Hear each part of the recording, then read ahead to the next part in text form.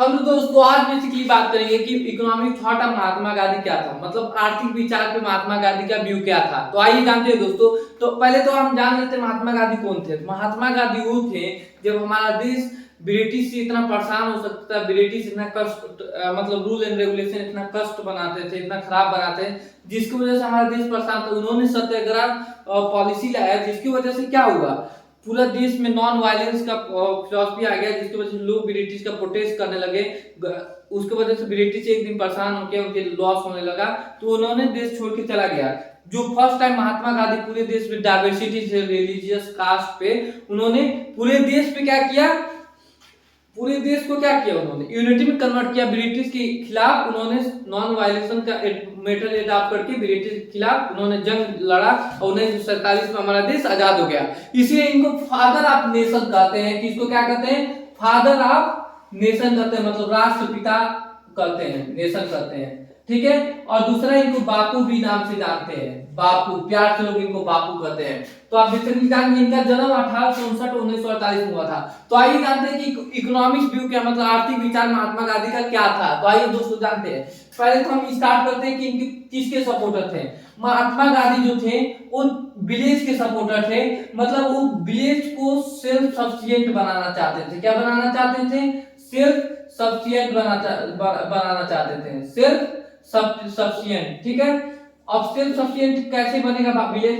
उनका मानना था कि एक विलेज का अगर विकास होता है तो उसके बगल वाला विलेज का भी मान विकास होगा, और विलेज का विकास होते होते एक हमारा ब्लॉक का विकास हो जाएगा, और ब्लॉक का विकास होगा तो क्या होगा, हमारा डिस्ट्रिक्ट का विकास होगा, और डिस्ट्रिक्ट का विकास होगा तो हमारा मंडल का विकास होगा। मंडल मतलब 7 डिस्ट्रिक्ट को मिला के बनते हैं, और उसका मंडल का विकास होगा तो क्या होगा, हमारा स्टेट का विकास होगा। और 28 स्टेट का विकास होकर हमारा भारत मतलब नेशन का विकास हो जाएगा। इसीलिए वो कहते थे कि हमारे पहले सबको फोकस करना चाहिए अपने विलेज को सेल्फ सफिशिएंट बनाने में। मतलब अभी बता दें सेल्फ सफिशिएंट मतलब कि विलेज के लोग अपना गुड्स स्वयं बनाए, किसी से डरे नहीं, अपना प्रोडक्शन स्वयं बनाए, अपने खुद यूज करें, इसको सेल्फ सफिशिएंट होता है। मतलब दूसरे देश से किसी वस्तु ना खरीदे, जिसकी वजह से हमारा आर्थिक रूप से कमजोर होते हैं। सेल्फ सफिशिएंट मतलब अपने प्रोडक्शन स्वयं करें, तो इसलिए विलेज को सेल्फ सफिशिएंट बनाना चाहते थे, जिनका पहला इकोनॉमिक व्यू इनका ये था। दूसरा क्या, आप समझ गए ना विलेज को क्यों फोकस करते थे। फिर जब महात्मा गांधी आते हैं तो इन्होंने क्या किया, जब ये विलेज को इतना सपोर्ट करने लगे तो ये विलेज को इतने सपोर्टर थे, ये चाहते थे डिसेंट्रलाइजेशन हो जाए। मतलब सेकेंड आइडिया आप याद रखिएगा, decentralization of administration and goods and service. आइए जानते हैं इकोनॉमी से फील्ड में। इन्होंने कहा, जब इन्होंने विलेज पे फोकस करने लगा, इन्होंने पहला विचार देते हैं कि लोगों को जो नेशन, पहले हमारे देश का पावर क्या था, सेंटर था, और दूसरा क्या था, स्टेट था। दो लोगों के पास पावर था, सेंटर मतलब पूरा पावर पूरे भारत के लिए बनाता था, और स्टेट जो है सिर्फ एक लोग मतलब अपने स्टेट के लोगों के लिए बनाता था। तो इन्होंने एक और कॉन्सेप्ट लाया कि डिसेंट्रलाइजेशन मतलब वो होता है कि जब पावर किसी एक व्यक्ति के पास है, उस पावर को छीन के कई भागों में बांट दे, उसी को डिसेंट्रलाइजेशन कहते हैं। ठीक है। तो इन्होंने पहले पावर सेंटर के पास, स्टेट के पास था। इन्होंने कहा कि ग्राम सभा में भी गवर्नमेंट होना चाहिए, मतलब गवर्नमेंट होना चाहिए जो ग्राम के लोगों में से नियुक्त हो। ग्राम के लोग उस गवर्नमेंट को अपने ही लोगों में से अपने इलेक्टेड मेथड यूज करके उसको चूज करें, और जो उन्हीं लोगों से होगा तो ग्राम में क्या करेगा, पॉलिसी और रूल एंड रेगुलेशन बनाएगा, रोड का विकास करेगा, जिससे ग्राम सभा जो है वो विकास करेगा और मूव करेगा सेल्फ सफिशिएंट की तरफ, जिसकी वजह से एक विलेज का विकास होकर पूरे नेशन का विकास होता है। पहले जान चुके महात्मा गांधी का विकास था। तो इनके विचार को देखते हुए सेंट्रलाइजेशन ऑफ एडमिनिस्ट्रेशन पहले हम यहाँ बात कर रहे हैं। तो इन्होंने क्या हुआ कि सेंट्रल, स्टेट और सेंट्रल मतलब इनके विचार को देखते हुए हमारे कॉन्स्टिट्यूशन सभा ने 40 आर्टिकल जोड़ दिया, और जिसमें जोड़ दिया कि ग्राम डायरेक्टिव प्रिंसिपल में ग्राम पंचायत सिस्टम होगा, मतलब हर विलेज में ग्राम पंचायत लागू होगा। लेकिन ग्राम पंचायत लागू नहीं हुआ। 1952 में जाके 73वां अमेंडमेंट पास हुआ, जिसके बाद ग्राम पंचायत हर राज्य में लागू हो गया। तो ये ग्राम पंचायत जो लागू होने का किसका फिलॉसफी था, महात्मा गांधी का था। और दूसरा ये क्या बात करते थे, डिसेंट्रलाइजेशन ऑफ गुड्स।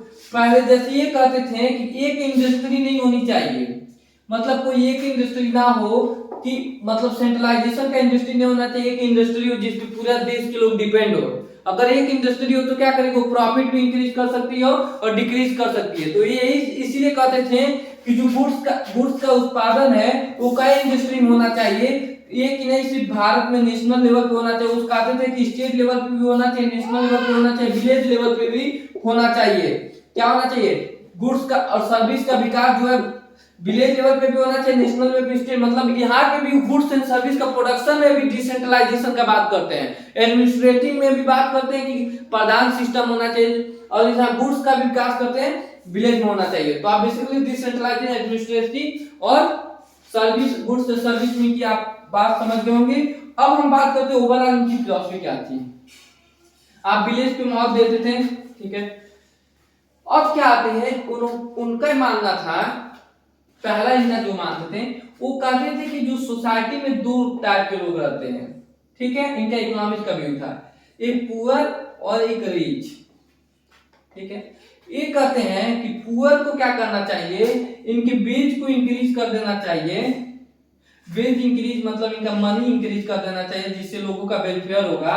और रीच का क्या करना चाहिए, इनका नोशन चेंज करना, इनका विचार चेंज करना चाहिए, नोशन चेंज करना चाहिए। महात्मा गांधी कहते थे क्योंकि इनका रीच का जो नोशन है, पुअर के लोग बहुत खराब है, वो जो धनी वर्ग है वो पुअर को क्या कहते हैं, वो बहुत नीच समझते हैं, उनको छुआछूत का वो खत्म करना चाहते हैं। मतलब यहाँ पे महात्मा गांधी कहते हैं कि जो छुआछूत सिस्टम, कास्ट सिस्टम चलता है, शूद्र को ब्राह्मण क्षत्रिय नहीं छूनी, उसको खत्म करना चाहेंगे। क्योंकि बेसिकली उस समय क्या थे, ब्राह्मण या क्षत्रिय तो उस समय ज्यादा मतलब धनी थे, क्योंकि एंशियंट टाइम से जो भी लैंड था और शिक्षा का अधिकार था ब्राह्मण क्षत्रिय के पास था, शूद्र व्यस्त के पास था नहीं। तो उस समय जो रीच थे ज्यादा ब्राह्मण क्षत्रिय होते थे, ठीक है, क्षत्रिय होते थे।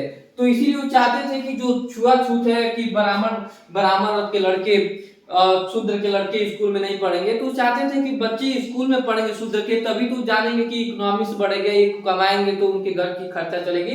इसीलिए चाहते थे रोज रीच का जो नेशन है, नोशन विचार है, वो टुवर्ड द चेंज होना चाहिए, पुअर के खिलाफ। वो मानते थे, जो रीच मानता था कि पुअर अशुद्ध है, तो इसको चेंज करना चाहते थे। और दूसरा जो है मेथड यूज करना चाहते हैं इकोनॉमिक्स के ग्रोथ के लिए, पुअर का बेस को इंक्रीज करना चाहते हैं। और जब बेस इंक्रीज होगा तो पॉवर्टी इंक्रीज हो जाए, मतलब हमारा जो है पॉवर्टी डिक्रीज हो, मतलब गरीबी जो भारत में उस समय बहुत ज्यादा था, धीरे धीरे डिक्रीज हो जाएगी। एक डाटा आपको बताते हैं, भारत में उस समय 60% लोग गरीब थे, poverty below of the poverty line थे, और 75% से ज्यादा लोग जो थे विलेज में रहते थे, मतलब विलेज में रहते थे। और ज्यादा लोग जो है 80% लोग एग्रीकल्चर पे डिपेंड थे। तो इसको दूर करना चाहते थे, किसके थ्रू दूर करना चाहते थे, ये बेस बढ़ा दें, पुअर पे सपोर्ट करें। तो आप बेसिकली समझ गए होंगे कि ये क्या करना चाहते थे, सोसाइटी जो जिसको नेशन चेंज करना चाहते थे सोसाइटी में। और ये किसकी बात करते थे, क्लासलेस सोसाइटी की बात करते थे, क्लासलेस सोसाइटी की बात करते थे। क्लासलेस मतलब नहीं धर्म, मतलब जात पात नहीं होना चाहिए, क्लासलेस मतलब कि इकोनॉमिक्स में कोई भेदभाव नहीं होना चाहिए, किसी मतलब कोई ब्राह्मण है तो उसको ज्यादा पैसा मिलना चाहिए, ऐसा नहीं होना चाहिए, मतलब टाइटल होना चाहिए। मतलब महात्मा गांधी गीता भी पढ़ते थे, बहुत बड़ा सनातन धर्म के सपोर्टर थे महात्मा गांधी। लेकिन क्लासलेस इन इकोनॉमिक्स में मतलब नहीं होता है कि अगर जैसे लैंड का अधिकार सिर्फ क्षत्रिय ब्राह्मण के पास, इसको दूर करना चाहिए। इकोनॉमिक्स की फील्ड में सबको एक फ्री डिस्ट्रीब्यूशन मिलना चाहिए, किसी के साथ ये नहीं होना कि आप ब्राह्मण क्षत्रिय आपको ज्यादा गुड्स मिलेगा। एक क्लासलेस सोसाइटी की बात करते थे। और आप समझ गए होंगे तीसरा जो है एक कॉटेज इंडस्ट्री की बात करते थे। अब इनका सबसे बड़ा पॉइंट है इकोनॉमिक की, कॉटेज इंडस्ट्री की बात करते थे।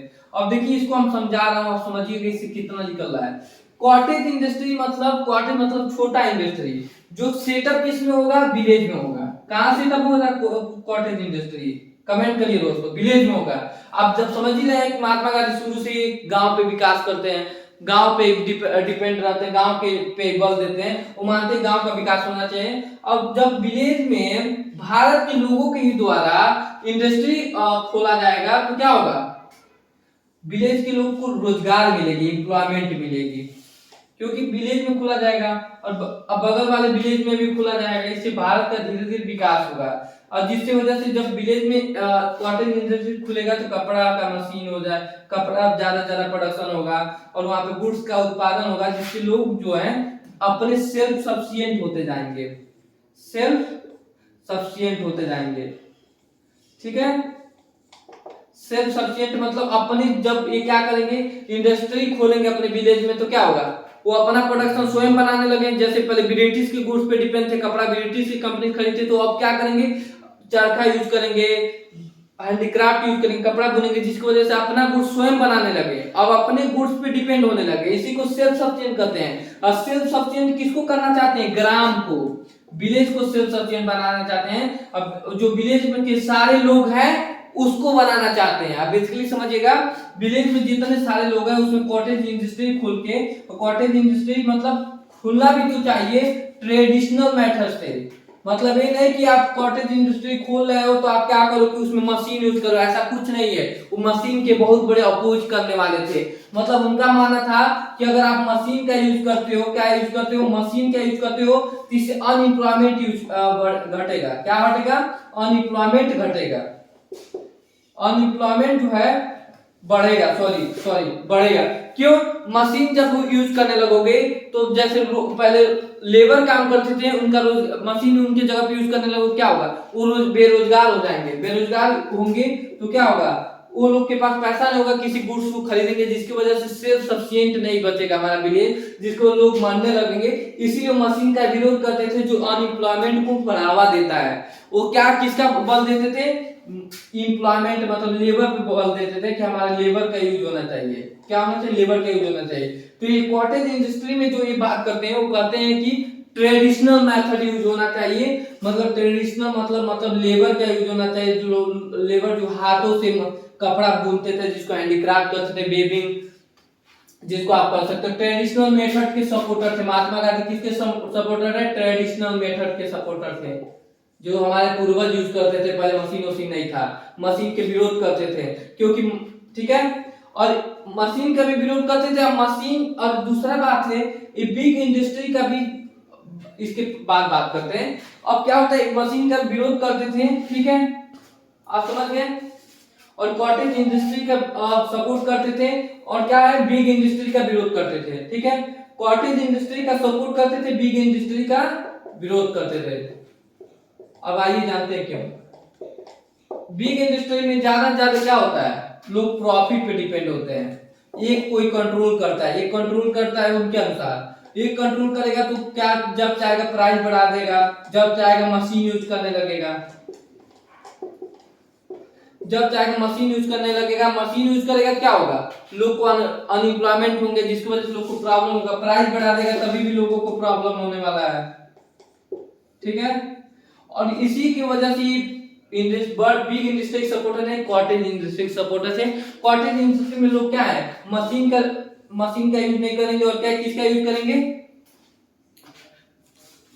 एम्प्लॉयमेंट का यूज करेंगे, वो भी ट्रेडिशनल फैक्टर बुनेंगे। और जब बुनेंगे तो क्या होगा, अपने विलेज में उत्पादन करने लगेंगे, तो विलेज क्या होगा, सेल्फ सफिशिएंट होगा। मतलब अपने खुद वस्तु प्रोड्यूस करने लगेंगे, दूसरे गुड्स पे, दूसरे फॉरेनर गुड्स पे डिपेंड नहीं होंगे। इससे हमारे विलेज का विकास होगा, कई विलेज मिला के हमारे नेशन का विकास है। इनका एक फिलॉसफी था।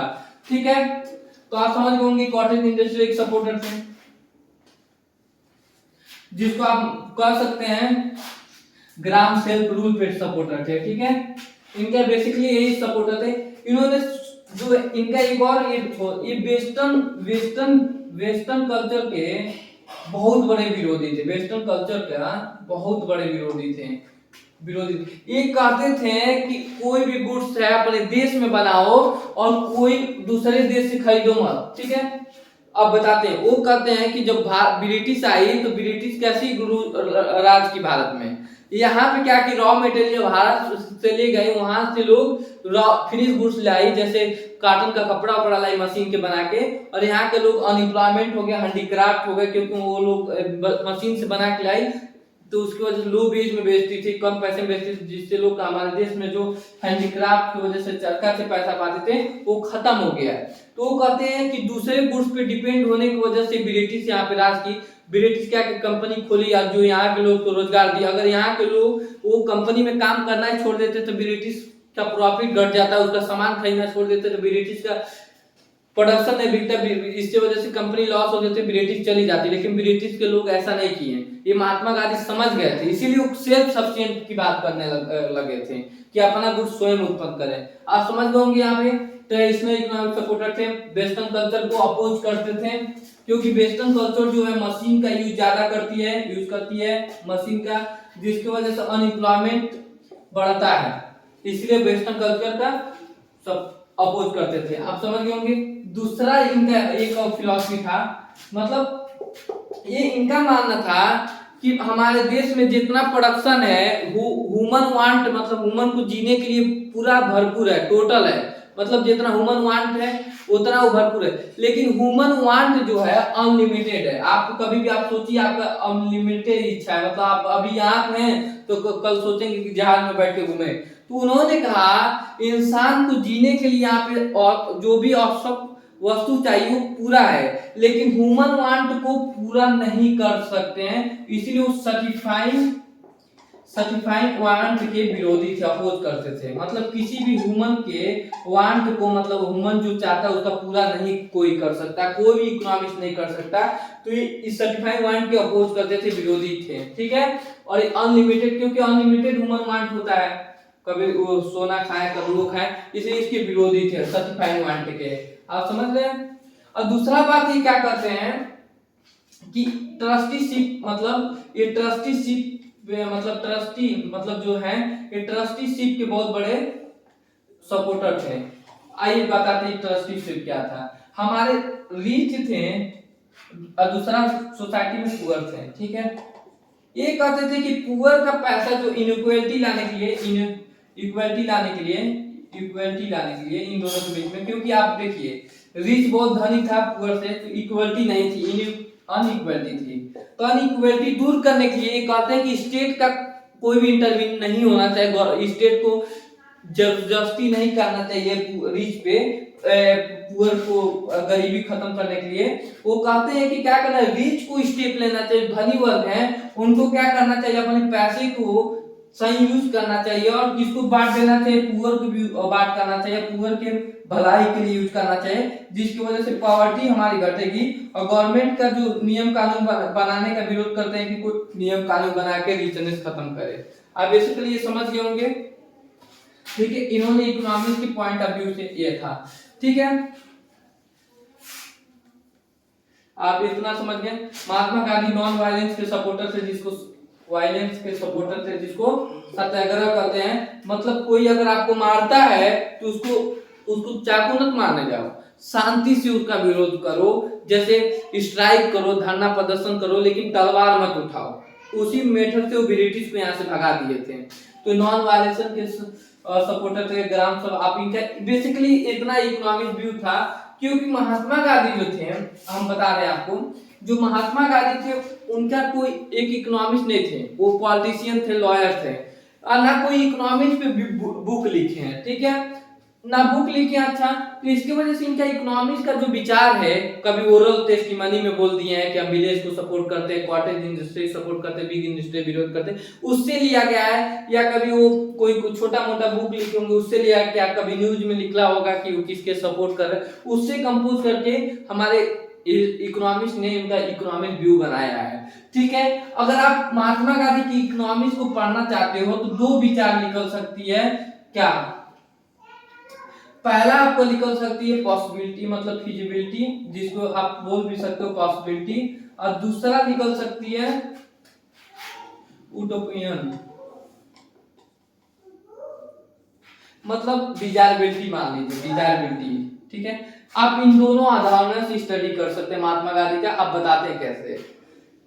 यूटोपियन मतलब जो है महात्मा गांधी आदर्शवाद, जिसका आप कल्पना करते हैं कि ऐसा समाज होना चाहिए, यूटोपियन मतलब सब कुछ सही होना चाहिए। इसके अनुसार महात्मा गांधी के इससे भी आप स्टडी कर सकते हैं, क्योंकि यूटोपियन ये था, उनका हर चीज काल्पनिक था, होना चाहिए, मतलब पॉसिबल ही नहीं था, क्योंकि वो ग्राम सभा का विलेज में सपोर्ट करते थे, और जो पॉसिबल ही नहीं है वो भी। और जो है आदर्श था समाज, कोई क्लासलेस नहीं हो, किसी के साथ कोई भेदभाव ना करे, ह्यूमन नेचर पे बल करे। और तीसरा और एक चीज मुझे याद आ गया, यहाँ पे एक सेकंड अभी इस पे बात कर रहे हैं, इन्होंने वेलफेयर इकोनॉमिक्स के सपोर्टर थे, वेलफेयर इकोनॉमिक्स के सपोर्टर थे। सॉरी हम इसको भूल गए थे, दिमाग से निकल गया था। वेलफेयर इकोनॉमिक्स का मतलब सपोर्टर थे, मतलब सारे लोगों में कोई भेदभाव नहीं होना चाहिए, सबको एक समान जीने का अधिकार मिलना चाहिए। कोई भी लॉ बने, कोई भी कानून बने, सबको एक समान मिलना चाहिए इकोनॉमिक्स के फील्ड में। राइट टू वेज, अगर कोई व्यक्ति है और दूसरा क्षत्रिय या दूसरा शूद्र है, दोनों एक समान एक वर्क कर रहे हैं, तो उनको सेम वेज मिलना चाहिए। गवर्नमेंट को नेसेसरी गुड जीने के लिए प्रोवाइड करना चाहिए, इसीलिए वेलफेयर इकोनॉमिक्स के भी सपोर्ट करते हो। तो आइए हम क्या बात करें कि महात्मा गांधी का स्टडी कर सकते हैं 2 पॉइंट ऑफ व्यू से। एक यूटोपियन मतलब डिजायरेबिलिटी, मतलब ऐसा उनका एक विचार है कि सारा समान होना चाहिए, पॉसिबिलिटी ही नहीं है, हर समय कोई ना कोई विरोध करेगा। तो क्या हो सकता है, इसीलिए इनके पॉइंट ऑफ व्यू से करेंगे तो आदर्शवाद मतलब काल्पनिक है, इनके जो इकोनॉमिक्स थॉट है। लेकिन एक आप जब करेंगे फिजिबिलिटी मतलब पॉसिबिलिटी मतलब कि इनका जब स्टडी करेंगे तो पॉसिबिलिटी, जब आप इसको फ्यूचर से जोड़ेंगे 1947 के बाद से, तो इनका इकोनॉमिक्स में कुछ कमियां भी दिखेंगी। जैसे आपको बता देते हैं कमियां इनका क्या था इकोनॉमिक थॉट में। इन्होंने कहा कि मशीन का यूज नहीं करना चाहिए। तो मशीन मतलब कैपिटल होता है, कैपिटल गुड्स होता है। जब आप मशीन यूज नहीं करोगे तो आपका पॉपुलेशन बढ़ता जा रहा है, आप जान देना। यहाँ पे महात्मा गांधी मशीन का यूज करने को मना किया है। तो आप कितना मशीन यूज नहीं करोगे तो कैपिटल मतलब गुड्स मतलब कैपिटल बढ़ता जा रहा है, आपका पॉपुलेशन भी बढ़ता जा रहा है। मशीन का यूज करने को कैपिटल एक्यूमुलेशन नहीं हो रहा है, कैपिटल बढ़ नहीं रहा है, जिसको कैपिटल एक्यूमुलेशन कहते हैं। गुड्स मशीन में बढ़ नहीं रहे तो कैपिटल एक्यूमुलेशन नहीं हो रहा है, जिसकी वजह से प्रोडक्शन नहीं बढ़ रहा है। गुड्स एंड सर्विस मतलब प्रोडक्शन किसी भी गुड्स का नहीं बढ़ रहा है, ज्यादा नहीं बढ़ेगा, ठीक है। प्रोडक्शन नहीं बढ़ेगा तो जो पॉपुलेशन बढ़ता जा रहा है, फूड डिमांड पूरा नहीं हो पाएगा। फूड डिमांड नहीं होगा तो क्या होगा, लोग मरने लगेंगे, स्टार्वेशन कंडीशन आ जाएगा, जिसको फेमिनाइन भी बोल सकते हैं। वेसन कंडीशन आ जाएगा मतलब फेमिनाइन, सूखा पड़ने लगेगा, लोग मरने लगेंगे, ठीक है। इनके मतलब मशीन का विरोध करते हैं। लेकिन आज अगर देखेंगे तो मशीन अमेरिका यूज करती है कैपिटल गुड्स, जिस पे इन्वेस्टमेंट करती है कैपिटल पे, कैपिटल एक्युमुलेशन होता है, जिसकी वजह से उनका जीडीपी ग्रोथ करती है, लेबर पे नहीं डिपेंड रहती है। और दूसरी बात अमेरिका भी उसी पे डिपेंड रहती है, मशीन पे ही। तो आजकल के समाज में मशीन एक रोल प्ले बहुत ज्यादा करती है। इसलिए महात्मा गांधी का बिजनेस यही है कि वो मशीन का विरोध किए हैं। लेकिन आजकल के समाज के पॉपुलेशन बढ़ते दृष्टिकोण से देखा जाए तो मशीन का यूज बढ़ना जरूरी है, जिसकी वजह से कैपिटल एक्युमुलेशन बढ़ेगा, जिसकी वजह से गुड्स बढ़ जाएंगे, स्टैंडर्ड ऑफ लिविंग बढ़ेगी, स्टैंडर्ड ऑफ लिविंग बढ़ेगी तो लोग का भुखमरी खत्म होगा, जिससे ओवरऑल जीडीपी भारत का बढ़ेगा, मतलब इकोनॉमिक बढ़ेगा।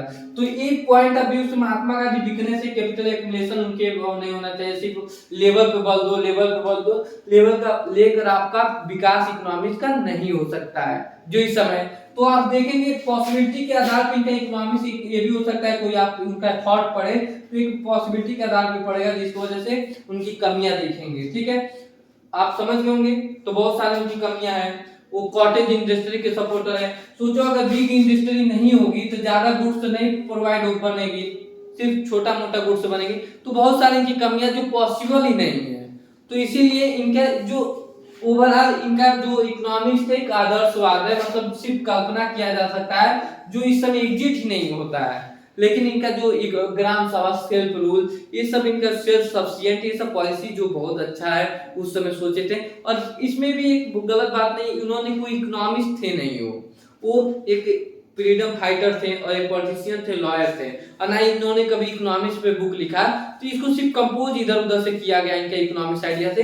तो आप बेसिकली आप समझ गए कि महात्मा गांधी का इकोनॉमिक्स आइडिया क्या था, कि बिग इंडस्ट्री के विरोध करते थे क्योंकि बिग इंडस्ट्री प्रॉफिट पे होता था, कॉटेज इंडस्ट्री सपोर्टर थे, अनएम्प्लॉयमेंट, ठीक है, क्लासलेस सोसाइटी को सपोर्टर थे, वेलफेयर इकोनॉमिक सपोर्टर थे, ठीक है। और इनके अगर आप इनके स्टडी करते इकोनॉमिक दो थॉट निकल, एक डिजायबिलिटी या यूटोपियन, या मतलब पॉसिबिलिटी या फिजिबिलिटी निकल सकते हैं, जिसमें फिजिबिलिटी में आपको कमियां देख सकती हैं। यूटोपियन मतलब आदर्शवाद जो काल्पनिक हो सकता है, सब में समान होना है, सोसाइटी में सबका वेलफेयर होना चाहिए किसी के साथ। और इन्होंने सर्टिफाइंग वांट का विरोधी थे, क्योंकि जानते थे ह्यूमन का जो वांट है वो कभी पूरा ही नहीं हो सकता है, क्योंकि हो नहीं सकता। लेकिन जो ये भी बोलते हैं कि जो पृथ्वी पे रिसोर्सेज है ह्यूमन के जरूरतमंद को पूरा करने के लिए, लेकिन उनका वांट को पूरा नहीं कर सकता है जो सोचते हैं। तो जय हिंद जय भारत, यही इकोनॉमिक थॉट था महात्मा गांधी का। अच्छा लगा तो comment and like and share, ठीक है। और किसी टॉपिक पे वीडियो चाहते हैं तो कमेंट करिएगा, ठीक है। कोई भी और अच्छा लगे जरूर सब्सक्राइब करिए। जय हिंद जय भारत।